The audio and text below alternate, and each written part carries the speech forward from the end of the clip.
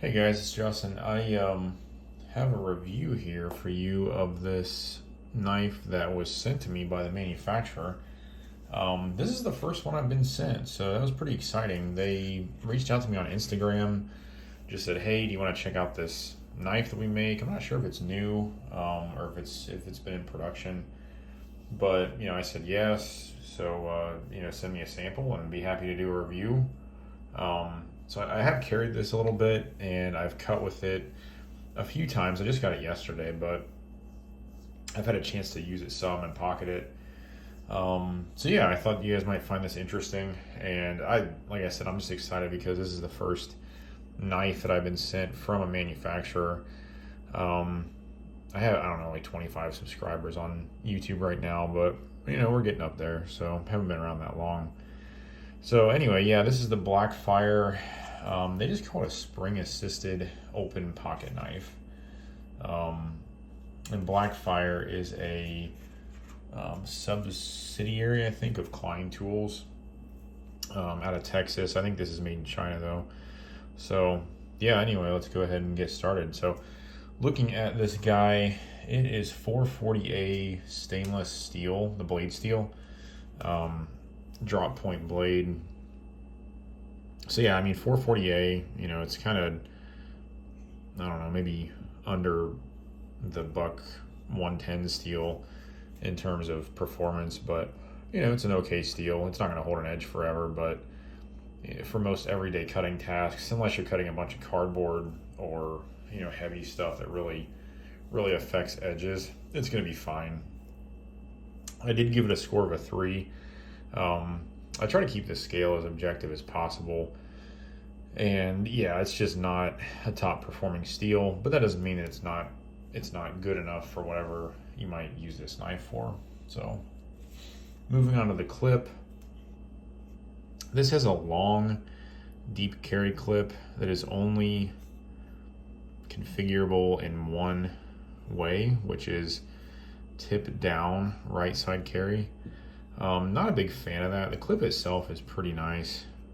So you can see here, as I mentioned, deep carry.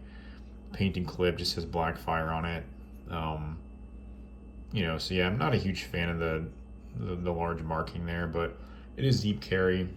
It's pretty discreet, but it'd be nice if it was more configurable, right or left hand carry, tip up or tip down. I do prefer tip.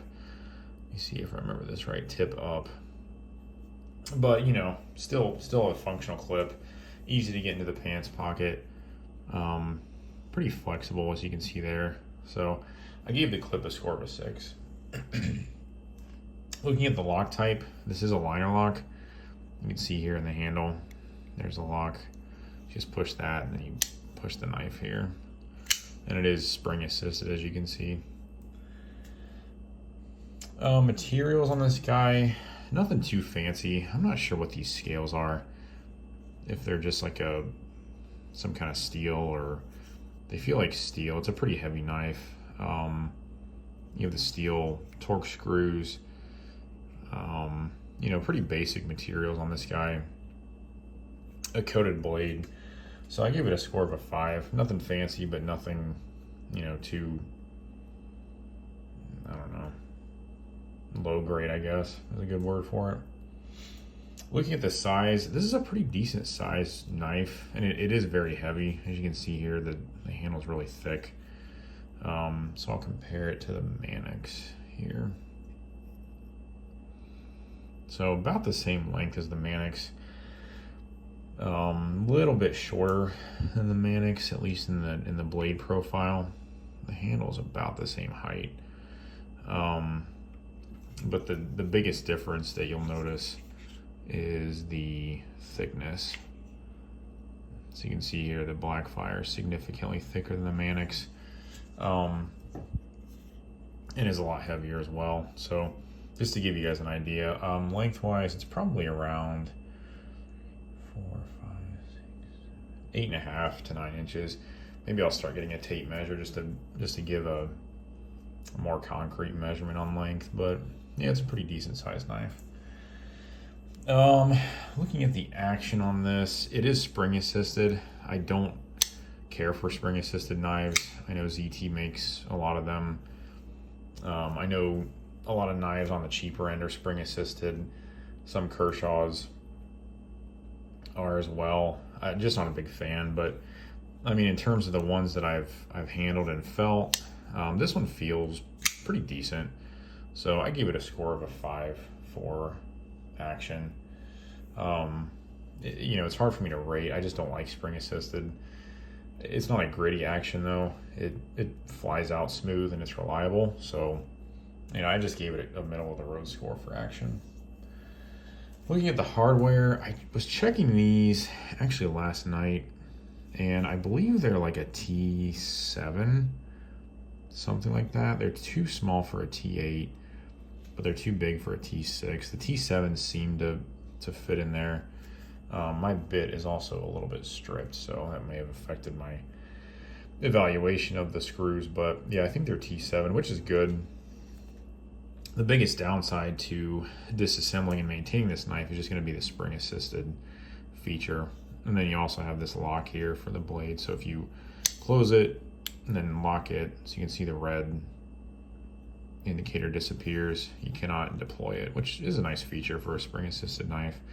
Then if you push it down, then it'll deploy again. Price on this guy, I looked on the website. They are $29.99, so nothing too hateful. Pretty good value for what you get. I mean, it's a decent steel. You get a partially serrated edge. It was sharp out of the box. It still is pretty sharp. So it's a pretty good edge. As I said, a reliable action. It's not gritty. It's pretty smooth. Good pocket clip.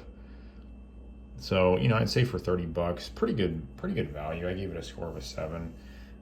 You can get into a Spyderco Tenacious for around $45. QSP Penguin for, I think, around that same price. The Civivi Elementum is a little more than that. But yeah, I mean, in terms of this style of knife, just kind of a tactical spring-assisted, partially serrated knife, coming out of China. I believe these are Chinese made. Let me check on the back of the box. Yeah, made in China. So yeah, it's overall pretty good value. And then quality on this guy, the quality is okay. One big gripe I have is if you try to open it without the spring assisted feature. Let's see if I can do it. If you just kind of open it like this, the lock doesn't want to engage very well, so you can actually close it. So you have to be aware of that. If you spring assist it, it locks just fine. I mean, it's sturdy there. But if you try to open it slowly or kind of guide it out, it's not going to lock up completely. So that's just something to be aware of. I'm not a big fan of that. The other thing I don't like is everything on this knife seems to be painted. So you can see here the scales are already starting to get marked up on the edges there. I'm not sure about the liners, if they're painted or if it's just like a stamped steel. Probably just stamped. But yeah, the scales are already starting to get marked up. The screws as well, you can see there. So it's just going to really look very worn after very minimal carry. So not a huge fan of that either. Again, you're looking at a $30 price point, so it's nothing too expensive, but overall the quality is, it's okay. So I gave it a score of a 4. And then finally, competition. Smith & Wesson makes a lot of knives that are like this, kind of the tactical appearance with the spring assisted opening, liner locks, partially serrated. I was trying to think of some other brands. Smith & Wesson is the primary one that comes to mind that would make something that's similar to this. I think a lot of times their knives are tip down carry as well. It does have the lanyard hole if you didn't notice that. But yeah, so overall, a decent knife. Pretty good value for the money. And I really appreciate these guys sending it over to me, giving me a chance to review it. If you guys have any comments, leave them below, or questions, and please like and subscribe if you haven't yet, and we'll look forward to talking to you guys in the next one. Have a good one. See you guys.